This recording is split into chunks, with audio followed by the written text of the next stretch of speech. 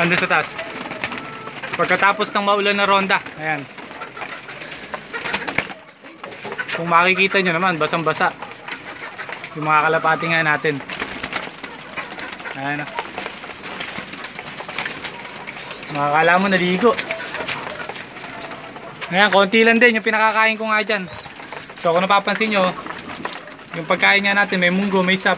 Halos kompleto yan, may whole corn. Kaso yung whole corn, inuuna nilang ubusin.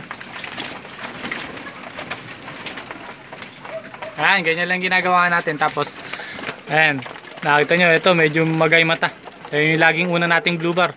So hindi natin bebabyhin yan. Pagka binaby natin yan, delikado tayo. So patitibayan natin yan, hindi natin bebabyhin. So bibigyan natin oregano juice. Ayan, ganyan lang tayo maggayak. So bitin na bitin pa yung pagkain nga nila. Yung pagkain na binigay natin dyan, sobrang bitin pa para sa kanila. Bali yung isang takal na yun, pang-4 na pirasong ibon lang yun. Pero 6 silang kumakain. Kasi hindi naman natin nababatak na masyado. Baka lalo silang manaba. Pagka once kasing manaba yung ibon nga natin ang hindi lumilipad, yun ang ikatatalo natin.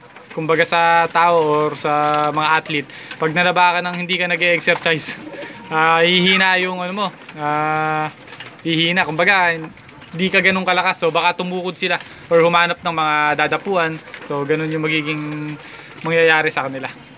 Kaya hindi natin pinatataba hanggat maaari. Pero once na magsimula ulit yung training, lalarga ulit tayo ng konting pagkain para sa ganun, pag nahihirapan sila, yung hirap nila, may kinalalagyan yung pagkain sa vitamins na binibigay nga natin. So yun. Ay, gutom na gutom po. Gaganda ng condition. Condition, oh. Kumahabol pa sa pato ka, oh.